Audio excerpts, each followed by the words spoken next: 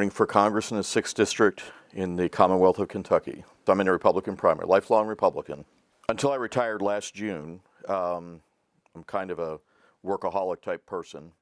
Spent about 12 years in call centers, about 34 years in soft drink business. Worked my way up to managing hundreds of people and millions of dollars of budget. So always involved in the business world. I also believe that healthcare is a right, not a privilege.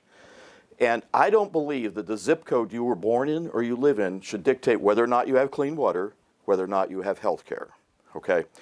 We need to have in our country a healthcare system that's a public and private partnership. And if you look at healthcare in many countries, many of them, they're not all cookie cutter, they're not all the same. But we have something like 160 plus million people who have health insurance through their companies. I used to have that, health insurance through my companies. Now, are they perfect? No, not at all, okay?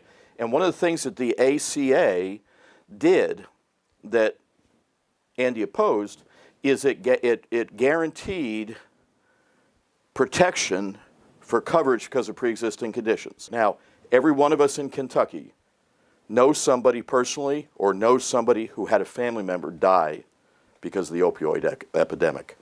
So to get rid of access to mental health counseling and substance abuse counseling, I think is terrible. Personally against abortion, except for rape, incest, health of the mother, inability of the fetus to survive outside the womb. Now, I know many people say, as a man, my opinions on abortions are irrelevant, okay? But that's my opinions. So when you vote against the ACA and vote against those requirements, you're indirectly voting to increase abortions. We've got to make health care affordable. We've got to make sure people who don't have it have access to it, okay, through either health insurance, health care through their company. Because remember, again, I'm talking about a public-private sponsorship. I'm a big pro-education and pro-union Republican, okay? Now, some people are going to have their jaws drop, but unions are responsible for a lot of the advances as workers, you know, days off, minimum wage, things like that. They've also fought hard for good health insurance coverage. That's why I don't support Medicare for all. I'm not going to blow that up. That's just not right to do. And I want to return the United States to being that shining city on the hill that President Reagan talked about. Unfortunately, our reputation is a little tarnished right now.